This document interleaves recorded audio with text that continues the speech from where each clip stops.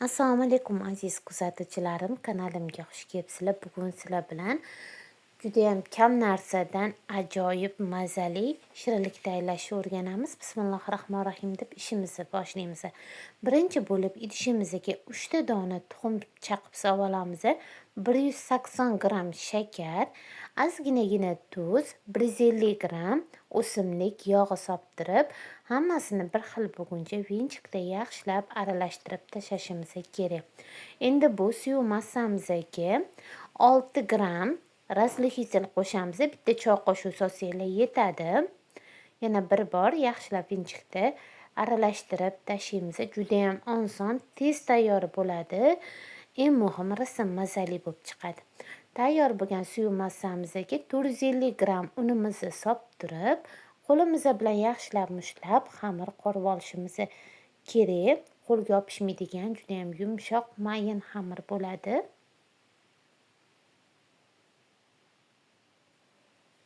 Mana shunaqa xamir holatiga kelgandan keyin yaxshilab mushlab turib, tayyor bo'lgan xamirni teng o'rtasidan bo'lib olasizlar. Ikkita xamir qilib olishimiz kerak.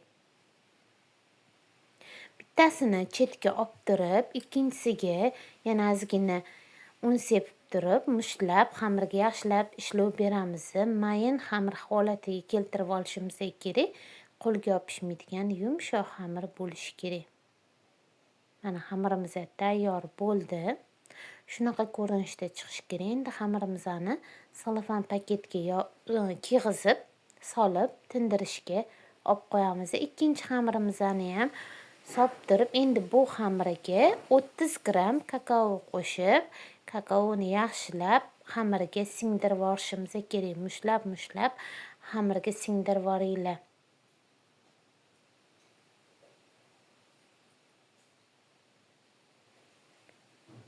Mana xamirimiz ham tayyor bo'lib qoldi. Shunaqa ko'rinishda bitta oq, bitta qora xamir tayyorlab olishimiz kerak. Tayyor bo'lgan xamirimizni selofan paketga solib turib, buni ham tindirishga olib qo'yamiz. 3-4 minut xamirlarga dam beramiz. Iloji bo'lsa, xolodilnikka qo'yib qo'yinglar. Tayyor bo'lgan xamirlarni, yaxshi tingan xamirlarni un sepib turib, juva yordamida kattaroq shaklda ochib olishimiz kerak. Bir xil shaklda ochishimiz kerak. Shuning uchun 30 ga 40 santimetrda ochishga harakat qilinglar. Eniga 30, bo'yiga 40 santimetr qilib, katta qilib ochib olamiz.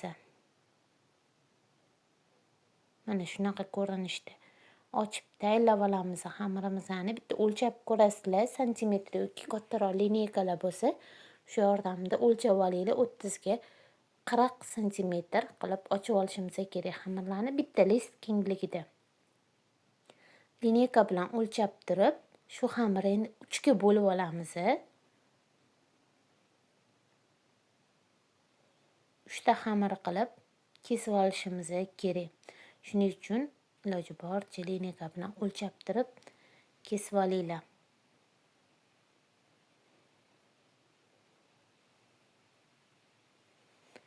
Tayyor belgilarni belgilab turib, xamirlarni 3 taga bo'lib olamiz. Shunda bir tekisda chiroyli bo'lib kesiladi. Ikkinchi xamirimizni ham xuddi shunaqa qilib 30 ga 40 santimetrda katta qilib ochib olishimiz kerak.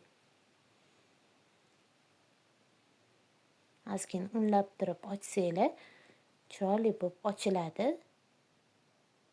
Yog'li xamir bo'lganiga sal yorilib ketadi. Qo'limiz bilan yopishtirib turib, yana katta qilib ochaveramiz. Mana shunaqa ko'rinishda ochib oldik. Buni ham lineyka yordamida o'lchab 3 taga bo'lib olishimiz kerak. Ikkinchi xamirni ham 30 ga 40 santimetrda o'lchab ochib oldim. Lineyka bilan bo'lib chiqib 3 ta bo'lakga bo'lib olamiz.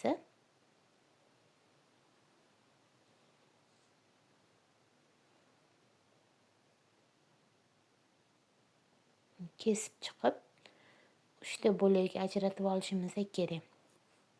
Endi bu xamirimizni keskich yordamida mana shunaqa izla tushirib, o'rtasidan kesib chiqamiz. Faqat uzib olishimiz kerak emas, o'rtasini o'zinigina Mana shunaqa kesma qilib kesib olasizlar. Juda ham chiroyli ko'rinishda chiqadi. Uchalasini shunaqa ko'rinishda kesib chiqinglar. Mana kesib tayyorlab oldik. Endi bu qora xamirimizni ustiga oq xamirimizni joylashtirib olishimiz kerak. Oq xamirimizni yaxshilab joylashtirib olganimizdan keyin ichiga mevalardan solib chiqsak bo'ladi. Ya'ni mazasi shirali bo'lib chiqadi. Men shiponkadan foydalanyapman. Xohlasanglar o'rniga murabbo ham ishlatsanglar bo'ladi. Keyin tayyor bo'lgan xamirimizni o'rab chiqishimiz kerak. Agar qiynalsanglar, menga o'xshab shpatel bilan o'rab olsanglar osonroq bo'ladi. Chetlarini ozgina yopib olamiz bosib. Mana shunaqa rulet qilib dumaloq shaklda o'rab olamiz. Tayyor bo'lgan xamirimizni tovagami, qolipinglar bo'lsa qolipgami joylashtirib olinglar. Menda tova borligi uchun men tovaga joylashtirib oldim. Dumaloq shaklda joylashtirib olamiz.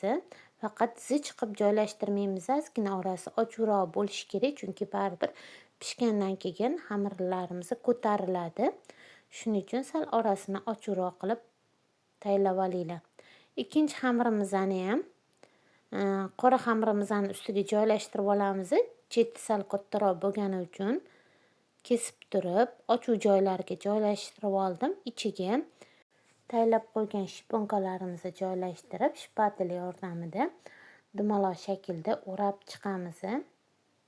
Yog'li xamir bo'lganiga tez uzilib ketadi. Shuning uchun shpatel bilan qilsanglar, qiynalmasdan osonroq o'rab olasizlar. Mana ikkinchi xamirimiz ham tayyor bo'ldi. Endi bu xamirimizni ham tovamizga joylashtirib olamiz. Mana shunaqa ko'rinishda o'rab chiqinglar. Uchinchi xamirni ham xuddi shunaqa o'rab, uchalasini ketma-ket joylashtirib olamiz. Ozginagina ustidan qo'limiz bilan bosib olamiz. Hamyog'ini to'g'irlab qo'limiz bilan ozgina bosib chiqamiz. 200 gradusda 35 minut oralig'ida pishirib olishimiz kerak. Ustiga hech narsani surishni hojati yo'q. Mana shirinligimiz tayyor bo'ldi. Juda ham oson, tez, eng muhimi rosa mazali bo'lib chiqadi. Pisochniy bo'lib, bolalarga juda ham yoqadi. Albatta tayyorlab ko'ringlar. Orasini ko'ringlar, olchalar bilan yana ham yeyishli bo'ladi. Yumshoqqina, juda mazali, kamxarj shirinlik. Aziz kuzatuvchilarim, videolarim yoqayotgan bo'lsa, like bosishni unutmanglar. Sog' salomat bo'linglar, yaqinlaringiz uchun o'zinglarni asranglar.